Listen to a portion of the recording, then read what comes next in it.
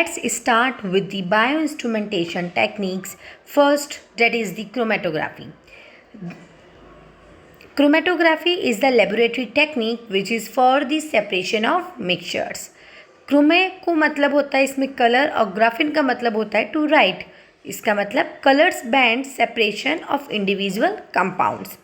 तो क्रोमेटोग्राफी क्या है? Chromatography is a method used by the scientist for separating the organic and inorganic compound so that they can analysed and study.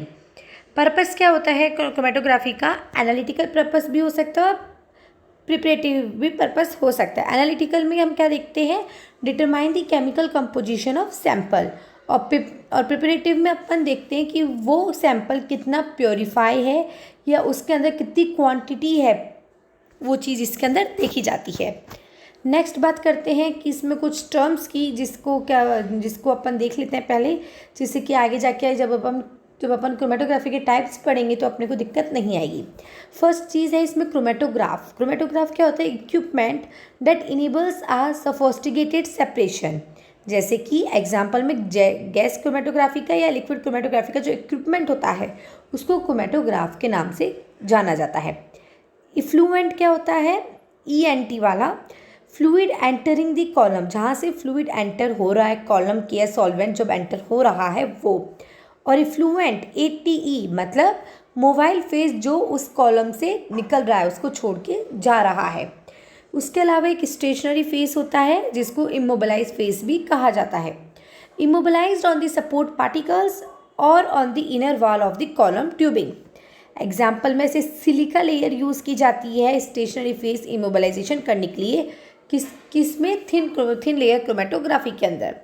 Mobile face होता है जो कि move करता है इन्फिनिटी डायरेक्शन के अंदर. लिक्विड भी हो सकता है, गैस भी हो सकता है.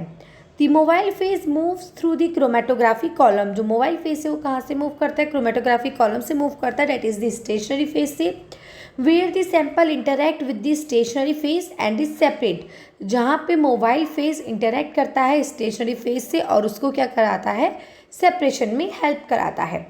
Retention time, that is the time taken for a particular analyte to pass through the system from the column inlet to the detector under the set condition. जितना टाइम लगा उसको सेपरेट होने में वो टाइम क्या कहलाता है? रिटेंशन टाइम कहलाता है. Sample that is the substance analysed in the chromatography. Solvent क्या होता है? Any substance that is capable of solubilising the another substance. Chromatograph visual output of the chromatograph होता है क्रोमेटोग्राम का. सेपरेशन डिफरेंट पीक्स इसमें अपन देखते हैं, डिफरेंट पैटर्न्स अपन देख सकते हैं क्रोमेटोग्राम के अंदर corresponding to the different component of the separated mixture. Principles क्या होते हैं क्रोमेटोग्राफी के? Physical method of the separation that distribute the component to separate between two phases moves in a definite direction. Substance are separated based on their differential distribution between the two phases. Substance will move with the mobile phase at different rate depending upon their partition or the distribution coefficient. The mixture is dissolved in a fluid called mobile phase which carry it through a structure holding another material called stationary phase. The various constituents of the mixture travels at different speed causing them to separate. The separation is based on different partitioning between the mobile and the stationary phase. मतलब कि जो separation हो रहा है chromatography में किसके ऊपर based है? वो बेस्ड होता है मोबाइल और स्टेशनरी फेस के जो पार्टीशन के अंदर डिफरेंस है उसके बेसिस पे.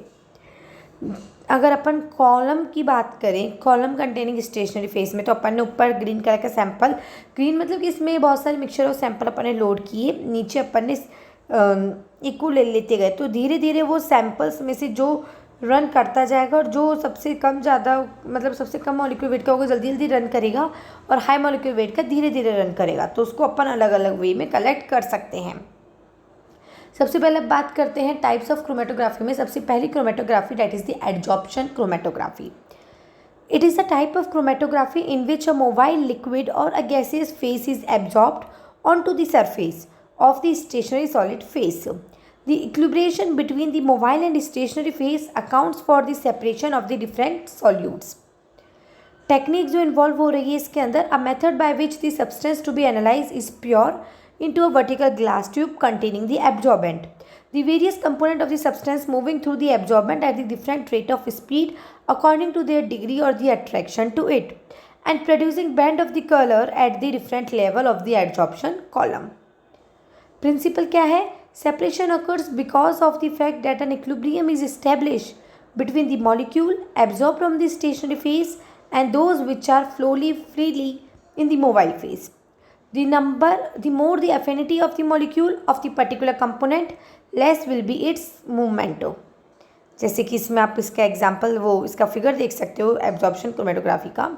यहाँ पे सिलिका या एल्यूमिनियम सैचुरेटेड सॉल्वेंट भरा गया है और ऊपर सॉल्वेंट बाहर मतलब बीच में हमारा क्या मिक्सचर है जो एक्स और वाई के कंपोनेंट को देख रहा है। वाई वाला जो कंपोनेंट है वो डाउन हो गया कॉलम से एकदम नीचे डाउन की तरफ आ गया और एक्स वाला नहीं। इनके बीच की सेपरेशन हुआ on the basis of their rate of speed जिसकी वजह से ट्रेवल कर रहे हैं। एडजॉर्बेंट क्या होता है? An adsorbent is a substance usually porous in nature and with a high surface area that can absorb the substance onto its surface by intramolecular forces. Right?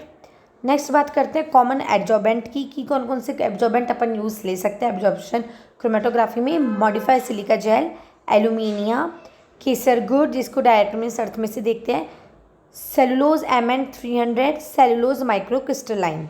Absorption chromatography again divided होती है column, thin layer और gas solid chromatography के अंदर। Thin layer chromatography की बात कर लेते हैं इस वीडियो में, बाकी नेक्स्ट वीडियो में अपन कॉलम और गैस सॉलिड की नेक्स्ट वीडियो में बात करेंगे। Thin layer chromatography the technique which involve the flowing of mobile face over a thin layer of adsorbent apply on the solid support where separation of component occurs by the differential migration which occurs when a solvent flow along a fine powder spread on the glass plate which is called as thin layer. Basically thin layer chromatography में एक glass की plate मतलब इसके अंदर क्या क्या दिया जाता है वो देख लेते हैं एक बार। क्रोमेटोग्राफी जार होता है, कैपिलरी ट्यूब होती है, थिन लेयर क्रोमेटोग्राफी की प्लेट होती है, स्टेशनरी फेस और मोबाइल फेस होता है। सबसे पहले क्या करते हैं क्रोमेटोग्राफी का जो जार होता है वो ग्लास का बना हुआ होता है, उसके ऊपर लिड होती है। जो जार है वो क्या मेंटेन करता है? प्रॉपर इन्वायरमेंट मेंटेन करता है जो कि सेपरेशन के लिए ज़रूरी होता है। कैपिलरी ट्यूब हम बेसिकली थिन लेयर क्रोमेटोग्राफी की जो प्लेट के ऊपर जो अपन सिलिका जेल जो लगाएंगे उसकी जो एक प्लेटिंग करेंगे, एब्जॉर्बेंट की जो प्लेटिंग करेंगे स्टेशनरी फेस के लिए, उसके ऊपर अपन जब हमारा सैंपल अप्लाई करेंगे तो उसको अप्लाई करने के लिए हमें कैपिलरी ट्यूब की ज़रूरत पड़ती है। जो TLC प्लेट जो होती है वो किसकी बनी हुई होती है? बोरोसिलिकेट ग्लास की बनी हुई होती है और जिसके डायमेंशन इस तरह से दे रहते हैं। इसकी जगह अपन माइक्रोस्कोपिक जो स्लाइड होती है वो भी यूज़ कर सकते हैं। मोबाइल फेस क्या है? मोबाइल फेस में भी अ सिंगल लिक्विड हो सकता है, मिक्सचर ऑफ लिक्विड हो सकता है। इस थिन लेयर क्रोमेटोग्राफी के अंदर जो अपन मोबाइल फेस यूज़ कर सकते हो ethanol, methanol, ethyl acetate, diethyl ether, acetone, chloroform ले सकते हैं। प्रोसीजर क्या होता है? सबसे पहले अपन क्रोमेटोग्राफी के जार को क्लीन करते हैं, उसको ड्राई करते हैं। उसके बाद a paper imprinted in the mobile phase is applied to the wall to ensure that the atmosphere of the jar is saturated with the solvent vapours.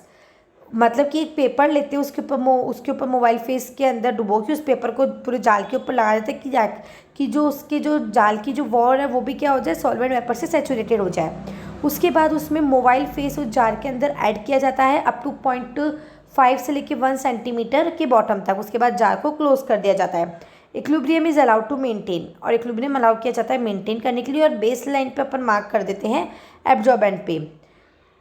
अब जो TLC की जो प्लेट होती है उसके ऊपर अपन कैपिलरी ट्यूब से सैंपल को डालते हैं। सैंपल को स्पॉट करने के बाद एयर ड्राई करते हैं। एयर ड्राई करने के बाद जो TLC की प्लेट है उसको उठा के क्रोमेटोग्राफी के जार के अंदर रख देते हैं और लिड को क्लोज कर देते हैं। ये सिस्टम अलाउ होता है स्टैटिक के अंदर, मतलब इसको नहीं छेड़ा जाता है, वैसा का वैसा रखा जाता है जब तक वो सॉल्वेंट है वो प्रॉपरली मूव नहीं कर जाता बेस लाइन से उसका प्रॉपरली डिस्टेंस मूवमेंट नहीं हो जाता। और जैसे ही उसका डिस्टेंस मूवमेंट हो जाता है, TLC की प्लेट के ऊपर तक मूव कर जाता है, तो TLC की प्लेट को अपन बाहर निकालते हैं और उसको ड्राई आउट करते हैं। ड्राई आउट करने के बाद अपन लोकेशन मार्क करते हैं, या अपन ये देखते हैं कि जो सैंपल था अगर वो अलग अलग कलर का कंपोनेंट था तो कौन सा सैंपल कितने में पास आउट हुआ वो देखा जाता है। ठीक है। और अगर हमारा कलरलेस कंपोनेंट आया तो उसको अपन UV लाइट या आयोडीन क्रिस्टल्स या स्प्रेइंग एजेंट के थ्रू अपन उसको स्प्रे करके उसको देखते हैं। फिर methods for the application of absorbent कौन कौन से मेथड्स हो सकते हैं? पोरिंग, डिपिंग, स्प्रेइंग या स्प्रेडिंग कर सकते हैं उसके ऊपर। पोरिंग क्या होती है? The absorbent of the finally divided and homogeneous particle size is made into the slurry and is poured on the plate, allowed to flow over it so that it can evenly covered.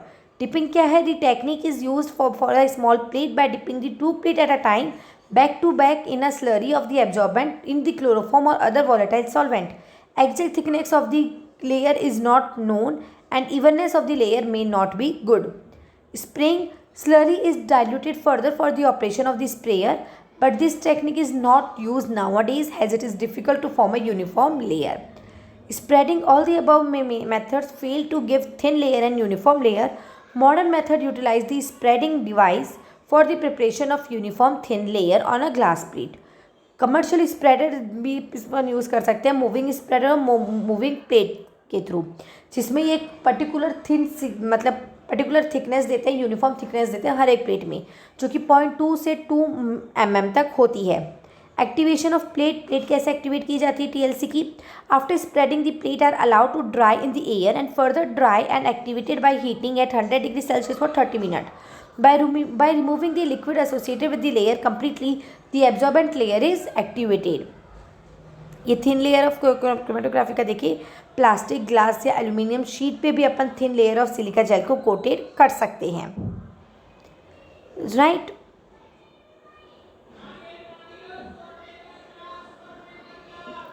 इसमें दिखाया गया है कि कैसे mobile face rise होता है TLC plate पे, capillary action कैसे हो रही है, पोलर और नॉन पोलर क्या बन रहा है जब अपन सिलिका जेल की प्लेट मतलब सिलिका जेल को कोटेड करते हैं उस केस के अंदर। ये वो रिजल्ट्स की फ़ोटोज़ हैं जिसको मतलब कलरलेस होता है, जिसको अपन यूवी लाइट के अंदर उसको एब्जॉर्ब कर सकते हैं, उसको स्पॉट देख सकते हैं, और देखने के बाद उस जो लेंथ जो मेज़र करने के बाद उससे अपन क्या निकाल सकते हैं? आरएफ वैल्यूज़ की निकाल सकते हैं। आरएफ वैल्यू क्या होती है? RF value is defined as the distance the centre of the spot move divided by the distance the solvent front moved. ठीक है। एप्लीकेशन क्या है टीएलसी की वो देखिए तो टीएलसी किस कहाँ का जगह यूज़ हो रहा है? आइडेंटिफिकेशन और separation of amino acid, peptides, protein, alkaloids, carbohydrate, fatty and fatty acids, antibiotics,